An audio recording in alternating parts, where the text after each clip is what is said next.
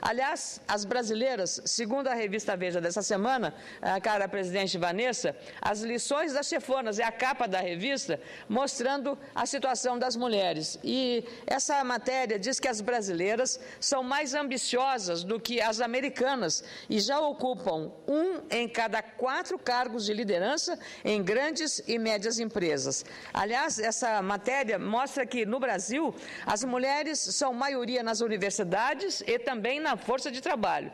Estão espalhadas por quase todos os departamentos, desde as áreas de vendas até as mais técnicas como engenharia.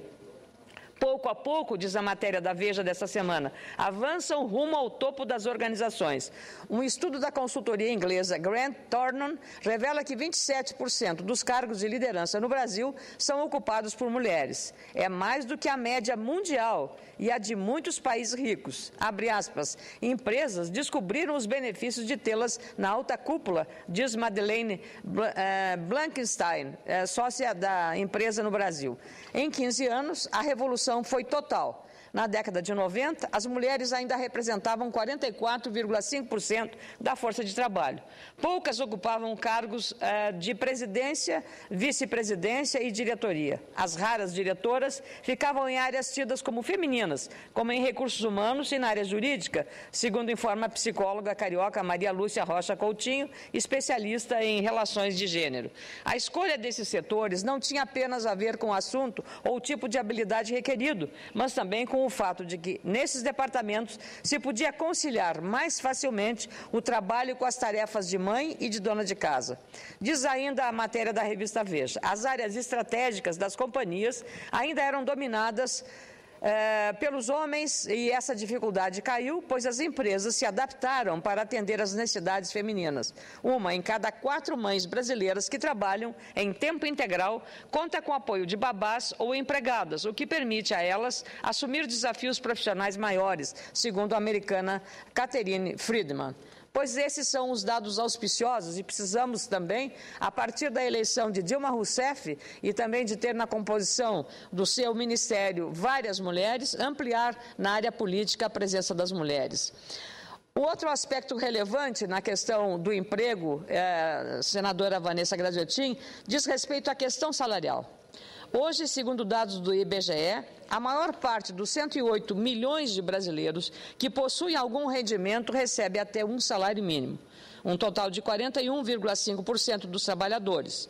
Outros 30% recebem entre 1 e 2 salários mínimos. Já os que recebem 2 a 3 salários mínimos representam 10,5% do total de assalariados no Brasil.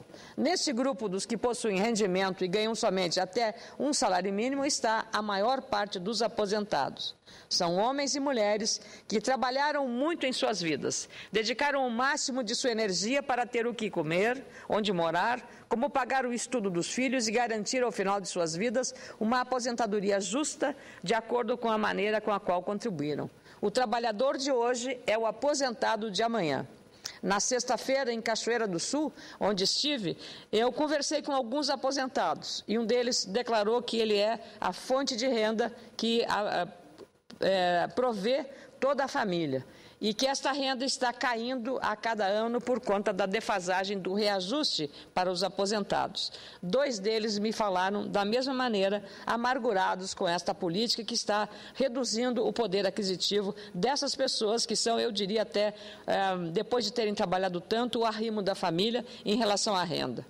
A atual política de reajuste aos aposentados do INSS é injusta, senadora Vanessa.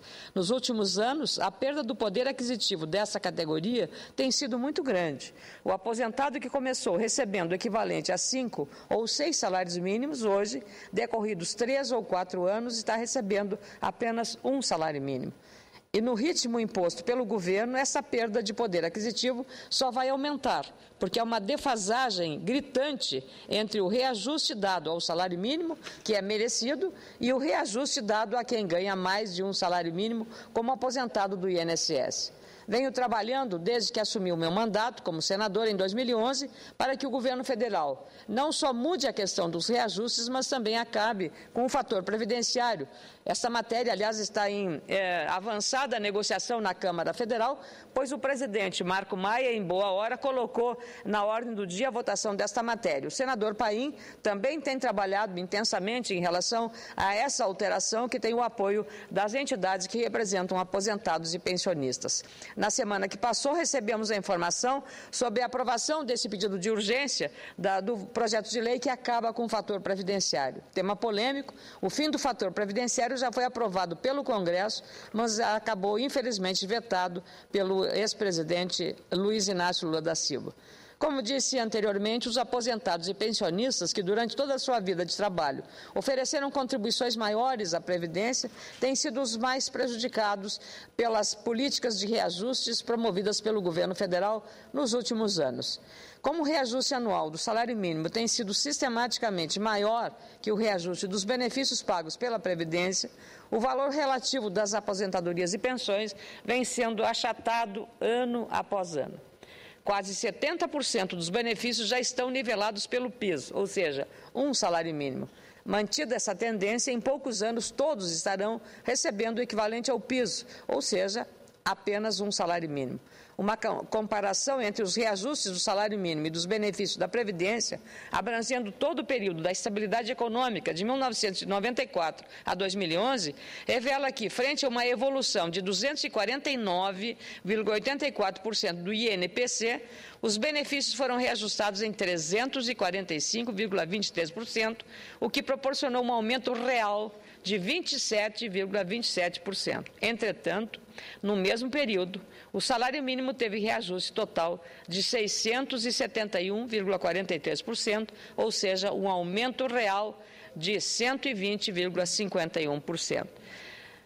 O governo merece elogios quando decide por bem e bons reajustes ao salário mínimo, oferecendo aumento de renda e uma forma melhor de vida para nossos trabalhadores, para a classe que trabalha em nosso país e que deve ser festejada não só amanhã, dia 1º, dia do trabalho, mas todos os dias.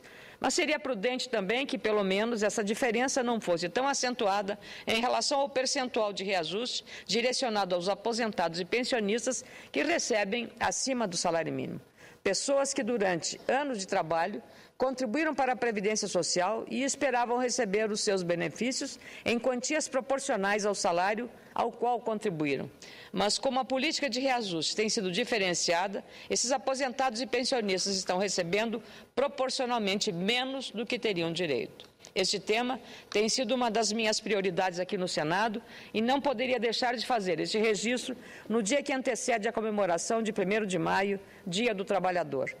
Precisamos cuidar melhor dos nossos aposentados e pensionistas do INSS, que são, em ampla maioria, idosos que durante toda a sua vida ofereceram o esforço do seu trabalho como contribuição para construir uma nação como a que temos hoje e que servem como exemplo de dedicação e esforço. Lembro aqui também o caso rumoroso dos pensionistas do Fundo Aeros, que estão aguardando uma decisão, uma manifestação do Supremo Tribunal Federal. A eles também a nossa homenagem e o nosso reconhecimento. O direito que eles têm ainda não foi resgatado.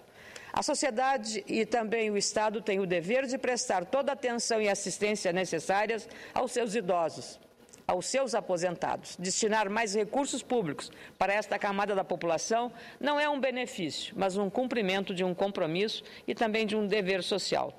No caso dos beneficiários que recebem acima de um salário mínimo, isso se torna uma evidência. Um dos grandes equívocos da política da Previdência Social brasileira tem sido a confusão entre o que é Previdência e o que é assistência social. Estou concluindo, cara presidente. Quando o Estado paga o benefício de pensão ou aposentadoria a um contribuinte, ele não está fazendo nada mais do que devolver a esse cidadão um recurso que tomou de empréstimo por décadas. Se ele devolve valores menores do que aquilo que foi acordado no início, está cometendo um grave erro de apropriação. Mas, ao que parece, o Estado encara a devolução das contribuições como um benefício assistencial.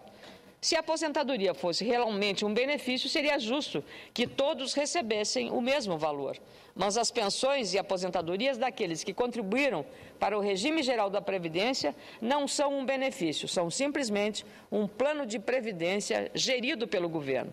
Se durante a gestão desses recursos o administrador, no caso o Estado, não foi eficiente, ele deve arcar com os prejuízos, mas nunca passar isso para a responsabilidade do contribuinte. Aproveito para lembrar aqui o meu projeto de lei do Senado 76 do ano passado, que propõe a isenção do imposto de renda de pessoa física, os rendimentos provenientes de aposentadoria e pensão pagos pelo regime geral da Previdência Social a partir do mês em que o contribuinte completar 60 anos, independente de gênero, homem ou mulher. A matéria já foi aprovada na Comissão de Assuntos Sociais e está agora na Comissão de Assuntos Econômicos. Espero, com essa proposição, diminuir as distorções existentes entre a valorização dos benefícios dos aposentados que ganham um salário mínimo e aqueles que ganham mais do que um salário mínimo e conceder um pouco mais de qualidade de vida para os nossos aposentados tão esquecidos pelas políticas públicas em nosso país. Quando aprovada, essa lei irá gerar um pequeno benefício a aproximadamente 8 milhões de aposentados, que atualmente ganham mais que um salário mínimo. Isso representaria para um aposentado que ganha R$2.000, menos de R$100 a mais por mês no seu bolso. Parece pouco, mas faria diferença de renda dos idosos que costumam gastar toda a sua aposentadoria em serviço de saúde, que deveriam ser prestados pelo Estado, mas não o são de forma suficiente. Portanto, que este 1º de maio, além de servir como uma homenagem a todos que produzem e empreender por um Brasil melhor, seja também um dia de reflexão com a situação dos direitos dos nossos aposentados. Eles são o trabalhador de hoje, é o aposentado de amanhã. Muito obrigada, senhora presidente.